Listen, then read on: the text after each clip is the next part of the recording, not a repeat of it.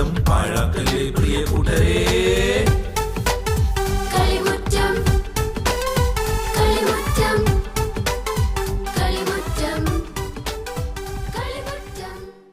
എല്ലാ കൊച്ചു കൂട്ടുകാർക്കും കളിമുറ്റത്തിന്റെ ഇന്നത്തെ എപ്പിസോഡിലേക്ക് സ്വാഗതം. കൊച്ചു കൂട്ടുകാരെ, നിങ്ങളുടെ ആനുവൽ എക്സാം ഒക്കെ തുടങ്ങിയില്ലേ? നിങ്ങൾ പഠിച്ചതൊന്നും മറക്കാതിരിക്കാൻ എക്സാമിന് മുമ്പ് പരിശുദ്ധാത്മാവിനോട് പ്രാർത്ഥിക്കണേ. എങ്കിൽ നമുക്ക് നമ്മുടെ ആദ്യത്തെ സെഗ്മെന്റിലേക്ക് പോയാലോ കൂട്ടുകാരെ? ആദ്യത്തെ സെഗ്മെന്റാണ് കാട്ടിലെ കൂട്ടുകാർ. ഇന്ന് പുള്ളിമാൻ ഏത് കഥയായിരിക്കും പറയാൻ പോകുന്നത്? നമുക്കൊന്ന് കണ്ടു നോക്കിയാലോ? കാട്ടിലെ കൂട്ടുകാർ.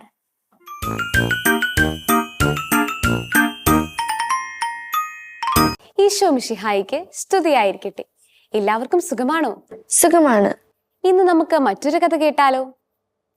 യാക്കോബിനെ എല്ലാവർക്കും അറിയാമേലേ? അറിയാം. ഇന്ന് യാക്കോബിന്റെ മല്ലയുദ്ധത്തെ പറ്റി പറയാം. ഒരിക്കൽ യാക്കോബ് ഒരു സ്വപ്നം കണ്ടു. തന്റെ ദേശമായ കാനാൻ ദേശം. ഈ കാനാൻ ദേശത്തെ പറ്റിയുള്ള സ്വപ്നം കണ്ടതും യാക്കോബ് സ്വന്തം നാട്ടിലേക്ക് തിരിച്ചു പോകുവാൻ തീരുമാനിച്ചു. പക്ഷേ യാക്കോബിന് ഭയമായിരുന്നു. എന്തുകൊണ്ടായിരിക്കും? യാക്കോബിന് തന്റെ ജ്യേഷ്ഠനായ ഏസാവിനെ നേരിടുവാൻ പേടിയായിരുന്നു. തന്റെ ജ്യേഷ്ഠന് ഇപ്പോഴും തന്നോട് ദേഷ്യവും വെറുപ്പും കാണുമോ എന്ന് യാക്കോബ് ഭയപ്പെട്ടിരുന്നു. എന്നിട്ട് എന്താ സംഭവിച്ചേ? പക്ഷേ ധൈര്യം സംഭരിച്ച് യാക്കോബ് തന്റെ നാട്ടിലേക്ക് തിരിച്ചു പോകുവാൻ തീരുമാനിച്ചു. അതിനായി യാക്കോബ് കുറെ ആടുകളെയും തന്റെ കൂടെ ഉണ്ടായിരുന്ന കുറെ ആളുകളെയും ഏസാവിന്റെ പക്കലേക്ക് അയച്ചു. എന്തിനായിരിക്കും അങ്ങനെ അയച്ചിട്ടുണ്ടാവുക? ഇത് കാണുമ്പോഴെങ്കിലും ഏസാവിന്റെ ദേഷ്യം മാറുമെന്ന് യാക്കോബ് കരുതി. പിന്നീട് യാക്കോബും യാക്കോബിന്റെ കുടുംബവും മറ്റുള്ള എല്ലാവരും കൂടി കാനാൻ ദേശത്തേക്ക് യാത്ര തിരിച്ചു. അവർ കുറെ യാത്ര ചെയ്ത് ഒരു നദീതീരത്തെത്തി. നദീതീരത്തെത്തിയപ്പോഴേക്കും സന്ധ്യയാകാറായിരുന്നു. കുറെ ആളുകൾ നദി കടന്നു. യാക്കോബ് മാത്രം നദി കടന്നില്ല. യാക്കോബ് നദി കടക്കാറായപ്പോഴത്തേക്കും സന്ധ്യയായിരുന്നു. അതുകൊണ്ട് യാക്കോബ് നദി കിടക്കാതെ യാക്കോബ് ഇക്കരെ തന്നെ രാത്രി ചെലവഴിച്ചു. ബാക്കിയുള്ളവർ നദിയുടെ അക്കരെയും രാത്രി ചെലവഴിച്ചു. അങ്ങനെ യാക്കോബ് നദി ഇക്കരെ വിശ്രമിച്ചു കൊണ്ടിരിക്കുമ്പോൾ ഒരു മനുഷ്യൻ പെട്ടെന്ന് എവിടെ നിന്നോ വന്നു.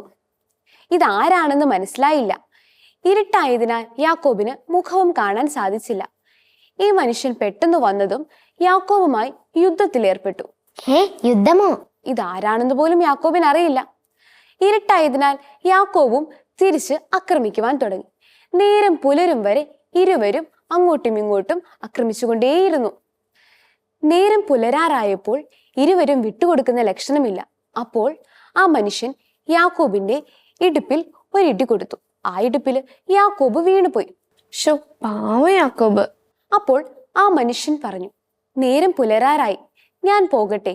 അപ്പോൾ യാക്കോബ് പറഞ്ഞു, അങ്ങനെ പോകാൻ പറ്റില്ല. എന്നെ അനുഗ്രഹിക്കാതെ അങ്ങ് ഇവിടുന്ന് പോകുവാൻ പാടില്ല. അപ്പോൾ ആ മനുഷ്യൻ യാക്കോബിനോട് ചോദിച്ചു, നിന്റെ പേരെന്താണ്? യാക്കോബ് മറുപടി പറഞ്ഞു. അപ്പോൾ ആ മനുഷ്യൻ പറഞ്ഞു, ഇനി മുതൽ നിന്റെ പേര് യാക്കോബ് എന്നല്ല, നീ ഇസ്രായേൽ എന്ന് അറിയപ്പെടും. അങ്ങനെ ഇസ്രായേൽ സമൂഹം രൂപം കൊണ്ടു. ഈ കഥ നിങ്ങൾക്ക് എല്ലാവർക്കും ഇഷ്ടമായോ? ഈ കഥയിൽ നിന്നും നിങ്ങൾക്ക് എന്താ മനസ്സിലായത്? എങ്കിൽ ഈ കഥയുടെ സാരാംശം ഞാൻ പറയാം. നമ്മൾ ഏത് പ്രതിസന്ധി ഘട്ടത്തിലായിക്കോട്ടെ, എപ്പോഴും ദൈവം നമ്മോട് കൂടെ ഉണ്ടായിരിക്കും. കൂട്ടുകാരെ, പുള്ളിമാൻ പറഞ്ഞ കഥ നിങ്ങൾക്ക് എല്ലാവർക്കും ഇഷ്ടമായില്ലേ? എങ്കിൽ നമുക്ക് നമ്മുടെ അടുത്ത സെഗ്മെന്റിലേക്ക് പോകാം. അടുത്ത സെഗ്മെന്റാണ് അന്നമോളും കാവൽ മാലാഖയും. ഇന്ന് കുസൃതി കുടുക്കിയായ അന്നമോളുടെ സംശയം എന്തായിരിക്കും? നമുക്കൊന്ന് കണ്ടു നോക്കിയാലോ? അന്നമോളും കാവൽ മാലാഖയും.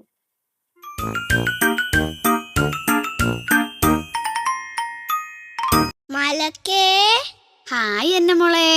ഹായ് മലക്കേ. എന്തുണ്ട് എന്നെ മോളെ വിശേഷങ്ങൾ?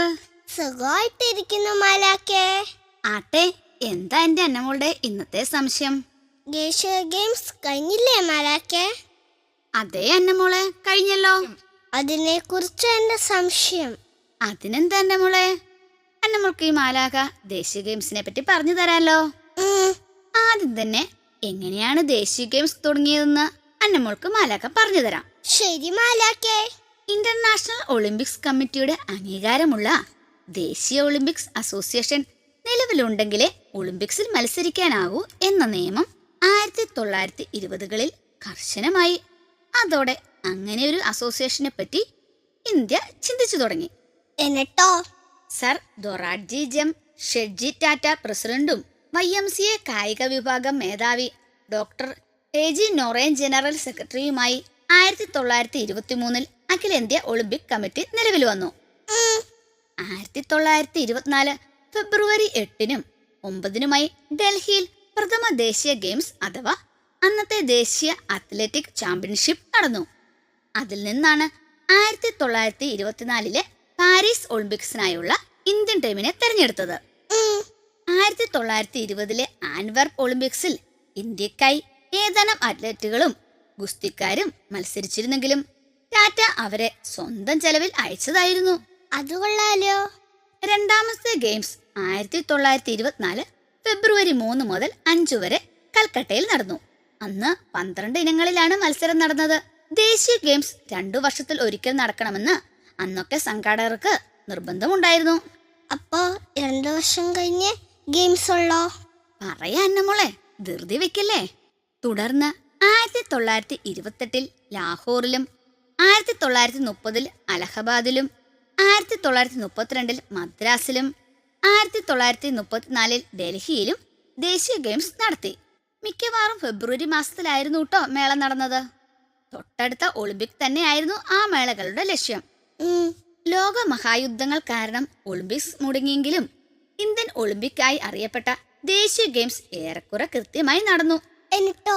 1970 കട്ടക്കിൽ വരെ കൃത്യം 2 വർഷത്തെ ഇടവേളകളിൽ ദേശീയ ഗെയിംസ് നടന്നു. പിന്നീട് പല പ്രാവശ്യം മുടങ്ങുകയും തുടങ്ങുകയും ചെയ്തു. ഇന്ത്യയിലെ ആദ്യത്തെ ഗെയിംസിൽ തന്നെ മലയാളികൾക്ക് അഭിമാനിക്കാനായി മലയാളികൾ 2 മെഡൽ നേടുകയുണ്ടായി. അത് കൊള്ളാമല്ലോ മാലാക്കേ. പിന്നെന്താ എന്റെ അന്നമ്മോൾ മലയാളികളെ പറ്റി വിചാരിച്ചത്? മിടുക്കനാട്ടോ അന്നമ്മോളെ നമ്മൾ മലയാളികൾ. എങ്കിൽ എന്റെ അന്നമ്മോളുടെ ദേശീയ ഗെയിംസിനെ പറ്റിയുള്ള സംശയങ്ങളൊക്കെ കഴിഞ്ഞോ?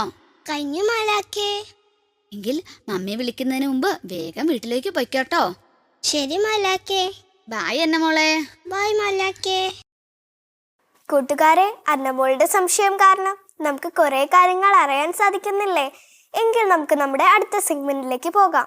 അടുത്ത സെഗ്മെന്റ് ആണ് രാഗസങ്കീർത്തനം. ഇന്ന് ജിയോന ഏത് സങ്കീർത്തനമായിരിക്കും ആലപിക്കാൻ പോകുന്നത്? നമുക്കൊന്ന് കണ്ടു നോക്കിയാലോ. രാഗസങ്കീർത്തനം.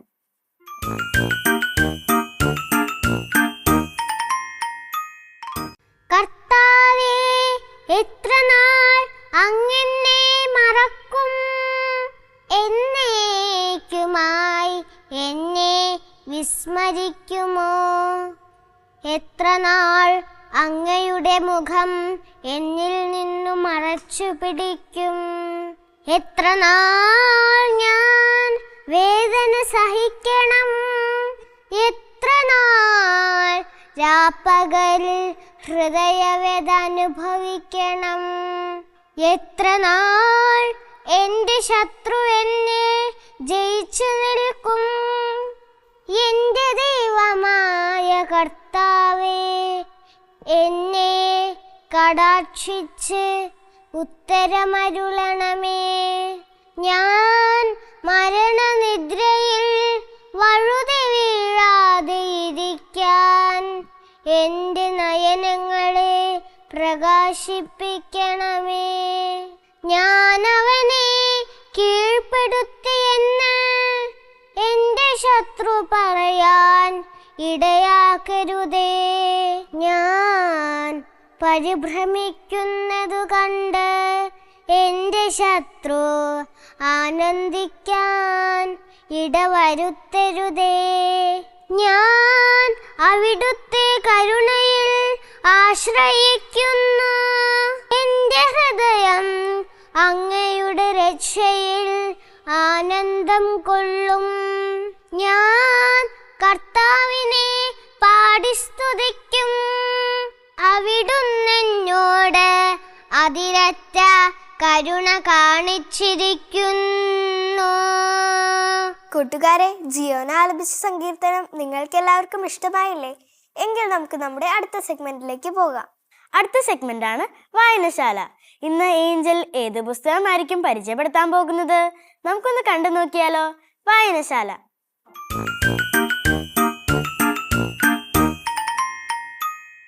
കൂട്ടുകാരെ, ഞാനിന്ന് നിങ്ങളെ പരിചയപ്പെടുത്തുന്ന പുസ്തകം വിശുദ്ധ കൊച്ചു ത്രേസ്യയുടെ ജീവചരിത്രത്തെക്കുറിച്ചാണ്. ഈ പുസ്തകം എഴുതിയിരിക്കുന്നത് സിസ്റ്റർ സലോമി CMC ആണ്. ഈ പുസ്തകം പബ്ലിഷ് ചെയ്തിരിക്കുന്നത് വിമല ബുക്സ് പബ്ലിക്കേഷൻസ് ആണ്. ഈ പുസ്തകത്തിൽ 29 അധ്യായങ്ങളാണുള്ളത്. പുഷ്പറാണി, ഒരു തുടക്കം, മുത്തുമണി, അവസാനത്തെ കൺമണി, സുഹൃദിനിയായ വികൃതി, അമ്മയ്ക്കു പകരം അമ്മ മാത്രം, ചിറകറ്റ പക്ഷിക്കുഞ്ഞുങ്ങൾ, ചേച്ചിമാരുടെ കുഞ്ഞോമന, വിദ്യാവെളിച്ചം തേടി, ഇന്നലെ നീ വന്നാലുമൻ ഹൃദയത്തിൻ നാഥനായി, പൗളിൻ ചേച്ചിയും, നാഥ നിനക്ക് വേണ്ടി മാത്രം, എനിക്ക് ദാഹിക്കുന്നു, ലോകമേ യാത്ര, ദൃഢനിശ്ചയത്തോടെ, നിത്യനഗരിയിലേക്ക്, വലിയ ഇടയൻ്റെ മുമ്പിൽ, കർമ്മലയുടെ മടിത്തട്ടിലേക്ക്, കർമ്മലയിലെ കുഞ്ഞാട്, കൊച്ചുമണവാട്ടി, നവകന്യക, ഗുരുനാഥ, തിരുസഭയുടെ വീരപുത്രി, കർമ്മല പുഷ്പം, പാടുന്ന പൂവ്, ചെറുമയിലെ വലിപ്പം, ബലിവേദിയിൽ, സമയമാം രഥത്തിൽ, ഒരു സങ്കീർത്തനം പോലെ എന്നിങ്ങനെ 29 അധ്യായങ്ങളാണ് ഈ പുസ്തകത്തിലുള്ളത്. ഒന്നാമത്തെ അധ്യായമാണ് പുഷ്പറാണി, രണ്ടാമത്തെ അധ്യായമാണ് ഒരു തുടക്കം, മൂന്നാമത്തെ അധ്യായമാണ് മുത്തുമണികൾ. മാർട്ടിൻ സെലിഗ്വരിൻ ദമ്പതികളുടെ ദാമ്പത്യവല്ലരി പൂത്തുലഞ്ഞു. 9 കുഞ്ഞുങ്ങളെ ദൈവം അവർക്ക് നൽകി. നാലാമത്തെ അധ്യായമാണ് അവസാനത്തെ കൺമണി. നോട്ടഡാം ദേവാലയത്തിൽ കുഞ്ഞിൻ്റെ ജ്ഞാനസ്നാന കർമ്മം നടന്നു. മരിയ ഫ്രാൻസുവാസ് തെരേസ് എന്നു പേരുമിട്ടു. അഞ്ചാമത്തെ അധ്യായത്തിൽ വിശുദ്ധ കൊച്ചു ത്രേസ്യയുടെ ബാല്യകാലത്തിലുണ്ടായ ചെറിയ ചെറിയ വികൃതികളെക്കുറിച്ചാണ് പറയുന്നത്. ആറാമത്തെ അധ്യായത്തിൽ വിശുദ്ധ കൊച്ചു ത്രേസ്യയ്ക്ക് തൻ്റെ അമ്മയോടുള്ള സ്നേഹത്തെക്കുറിച്ചാണ് പരാമർശിക്കുന്നത്. ഏഴാമത്തെ അധ്യായമാണ് ചിറകറ്റ പക്ഷിക്കുഞ്ഞുങ്ങൾ. എട്ടാമത്തെ അധ്യായത്തിൽ ചേച്ചിമാരുടെ കുഞ്ഞോമനയായി വളർന്നു വന്ന വിശുദ്ധ കൊച്ചു ത്രേസ്യയെ പറ്റിയാണ് പറയുന്നത്. ഒൻപതാമത്തെ അധ്യായത്തിൽ വിശുദ്ധ കൊച്ചു ത്രേസ്യയുടെ വിദ്യാഭ്യാസ കാലഘട്ടത്തെ പറ്റിയാണ് പരാമർശിക്കുന്നത്. പത്താമത്തെ അധ്യായത്തിൽ വിശുദ്ധ കൊച്ചു ത്രേസ്യയുടെ പ്രഥമ ദിവ്യകാരുണ്യ സ്വീകരണത്തെ പറ്റിയാണ് പരാമർശിക്കുന്നത്. 11ാമത്തെ അധ്യായമാണ് പൗളിൻ ചേച്ചിയും. 12ാമത്തെ അധ്യായമാണ് നാഥ നിനക്ക് വേണ്ടി മാത്രം. 13ാമത്തെ അധ്യായമാണ് എനിക്ക് ദാഹിക്കുന്നു. ഒരു ഞായറാഴ്ച ക്രൂശിതനായ ഈശോയെ നോക്കിക്കൊണ്ടിരുന്ന അവൾക്ക് ആത്മാക്കളെ രക്ഷിക്കേണ്ടതിൻ്റെ ആവശ്യകത വ്യക്തമായി. എനിക്ക് ദാഹിക്കുന്നു എന്ന കുരിശിലെ നിലവിളി അവളുടെ കാതുകളിൽ മുഴങ്ങി. 14ാമത്തെ അധ്യായമാണ് ലോകമേ യാത്ര. വർഷങ്ങൾക്ക് മുമ്പ് തെരേസായുടെ മനസ്സിൽ മുട്ടിട്ട ആഗ്രഹം ഒരു കർമ്മല കന്യകയാവുക എന്നായിരുന്നു. 15ാമത്തെ അധ്യായമാണ് ദൃഢനിശ്ചയത്തോടെ. എന്തു വന്നാലും റോമിൽ പോയി പിതാവിനെ കാണണം. 15ാം വയസ്സിൽ തന്നെ കർമ്മലയിൽ ചേരണം. അതൊരു വാശിയായിരുന്നില്ല, അടങ്ങാത്ത ദാഹമായിരുന്നു. ഈശോയെ സ്നേഹിക്കാൻ, ആത്മാക്കളെ രക്ഷിക്കാൻ. 16ാമത്തെ അധ്യായമാണ് നിത്യനഗരിയിലേക്ക്. 17ാമത്തെ അധ്യായമാണ് വലിയ ഇടയൻ്റെ മുമ്പിൽ. 18ാമത്തെ അധ്യായമാണ് കർമ്മലയുടെ മടിത്തട്ടിലേക്ക്. 1888 ഏപ്രിൽ മാസം 9 കർമ്മല മഠത്തിലെത്തിയതോടെ ദിവ്യപൂജ ആരംഭിച്ചു. ഉണ്ണീശോയുടെ കളിപ്പന്ത് എന്നാണ് അവൾ തന്നെ വിശേഷിപ്പിച്ചത്. 20ാമത്തെ അധ്യായത്തിൽ കൊച്ചു മണവാട്ടിയായ വിശുദ്ധ കൊച്ചു ത്രേസ്യയെ കുറിച്ചാണ് പരാമർശിക്കുന്നത്. നീണ്ട 8 മാസത്തെ കാത്തിരിപ്പിനു ശേഷം അവളും ഈശോയും തമ്മിലുള്ള വിവാഹം വ്രതവാഗ്ദാനം 1890 സെപ്റ്റംബർ 8-ാം തീയതി മഠം വക ചാപ്പലിൽ നടന്നു. 21ാമത്തെ അധ്യായത്തിൽ നവകന്യകയായ വിശുദ്ധ കൊച്ചു ത്രേസ്യയെ കുറിച്ചാണ് പരാമർശിക്കുന്നത്. താഴ്ന്ന ജോലികൾ ചെയ്യുന്നതിൽ സന്തോഷിച്ചു.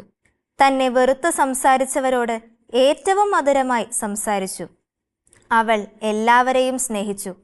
അവൾ തൻ്റെ വിളി എന്തെന്ന് കണ്ടുപിടിച്ചു. 22ാമത്തെ അധ്യായത്തിൽ ഗുരുനാഥയായ വിശുദ്ധ കൊച്ചു ത്രേസ്യയെ പറ്റിയാണ് പറയുന്നത്.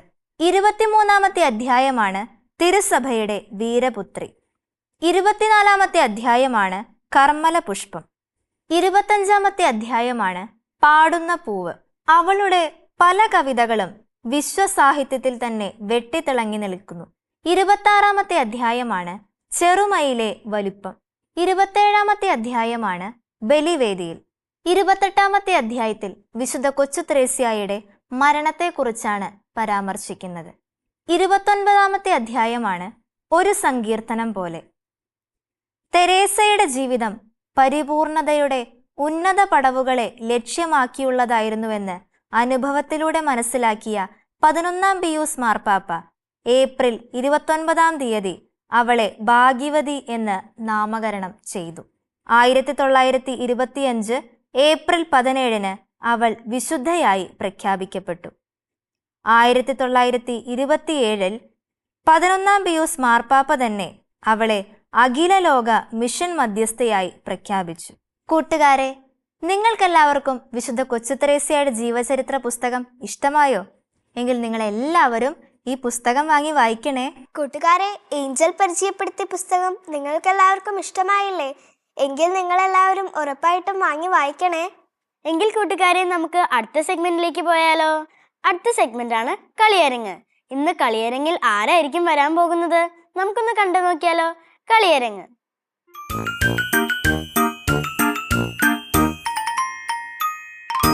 ദിവ്യകാരുണ്യം കൈക്കൊള്ളും നേരം ഉള്ളിനുള്ളിൽ ഈശോ വന്നല്ലോ. ദിവ്യകാരുണ്യം കൈക്കൊള്ളും നേരം ഉള്ളിനുള്ളിൽ ഈശോ വന്നല്ലോ. സ്നേഹം ക്രൂശിൽ ബലിയായി ആലിവായി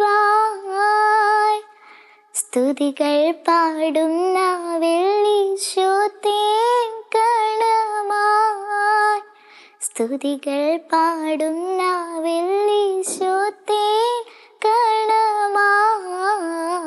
ദിവ്യകാരുണ്യം കൈക്കൊള്ളും നേരം ഉള്ളിനുള്ളിൽ ഈശോ വന്നല്ലോ. കുഞ്ഞുനാളിൽ ഉള്ളിൽ ഈശോ വന്നിൻ നാവിൻ തുമ്പിൽ സ്നേഹം വാഴ്ത്തി മെല്ലെ. കുഞ്ഞുനാളിൽ ഉള്ളിൽ ഈശോ വന്നിൻ നാവിൻ തുമ്പിൽ സ്നേഹം വാഴ്ത്തി മെല്ലെ. ഈശോയെ നിൻ നെഞ്ചിൽ ചേരുന്ന കുഞ്ഞാടാകാൻ എന്നും പ്രാർത്ഥിച്ചു. സ്നേഹം പകരും ഹൃത്തിൽ ദൈവം വാണിടുന്നു. സ്നേഹം പകരും ഹൃത്തിൽ ദൈവം വാണിടുന്നു. ദിവ്യകാരുണ്യം കൈക്കൊള്ളും നേരം ഉള്ളിനുള്ളിൽ ഈശോ വന്നല്ലോ. ആത്മാവിൽ നീ സദയം വന്നിടേണേ. ആരാധിക്കാം എന്നും അങ്ങേ നാമം. ആത്മാവിൽ നീ സദയം വന്നിടേണേ. ആരാധിക്കാം എന്നും അങ്ങേ നാമം. ഈശോയെ നീ എന്നും വാഴുന്ന സക്രാരിയായി ഉള്ളം നേദിക്കാം. സൗഖ്യം പകരും ഹൃത്തിൽ ദൈവം വാണിടുന്നു. സൗഖ്യം പകരും ഹൃത്തിൽ ദൈവം വാണിടുന്നു. ദിവ്യകാരുണ്യം കൈക്കൊള്ളും നേരം ഉള്ളിനുള്ളിൽ ഈശോ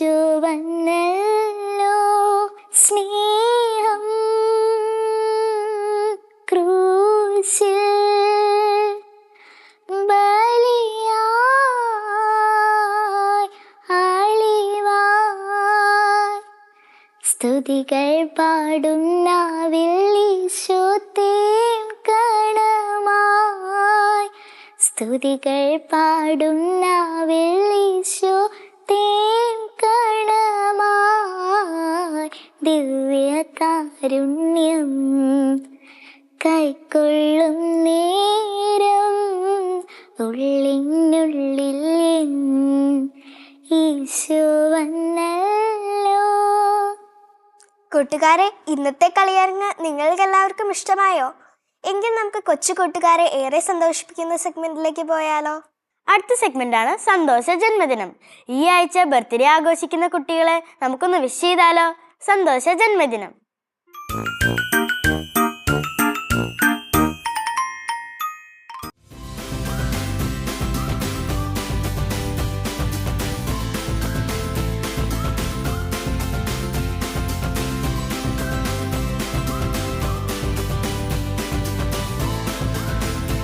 ഈ ആഴ്ച ബർത്ത്ഡേ ആഘോഷിക്കുന്ന എല്ലാ കൊച്ചു കൂട്ടുകാർക്കും ഞങ്ങളുടെ വക ഹാപ്പി ബർത്ത്ഡേ.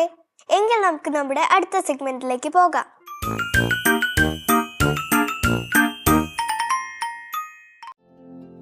ഒരു വ്യക്തിക്കുള്ള സഹായം ചെറുതാണെങ്കിലും വലുതാണെങ്കിലും കുഞ്ഞു മനസ്സിൽ അത് ആഴത്തിൽ സ്പർശിക്കും. കുറ്റിക്കാട് സെന്റ് സെബാസ്റ്റ്യൻ സ്കൂളിന്റെ 100ാം വാർഷികാഘോഷത്തോടനുബന്ധിച്ച് സാമ്പത്തികമായി പിന്നോക്കം നിൽക്കുന്ന ഒരു വിദ്യാർത്ഥിക്ക് വീട് വെച്ച് നൽകുന്നതിനാവശ്യമായി പണം കണ്ടെത്തുന്നതിനായി വിദ്യാർത്ഥികൾ ഫുഡ് ഫെസ്റ്റ് ഒരുക്കുകയായിരുന്നു.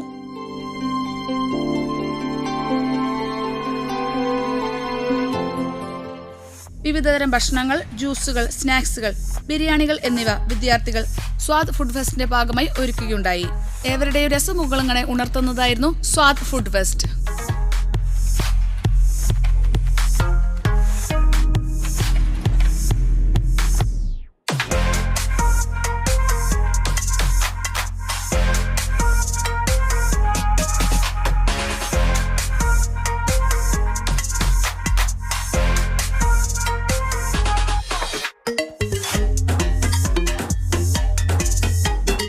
അവസാനത്തെ സെഗ്മെന്റ് ആണ് നിറക്കൂട്ട്. ഇന്ന് നിറക്കൂട്ടിൽ ആരൊക്കെ പടങ്ങളായിരിക്കും സെലക്ട് ചെയ്തിരിക്കുന്നത്? നമുക്കൊന്ന് കണ്ടു നോക്കിയാലോ? നിറക്കൂട്ട്.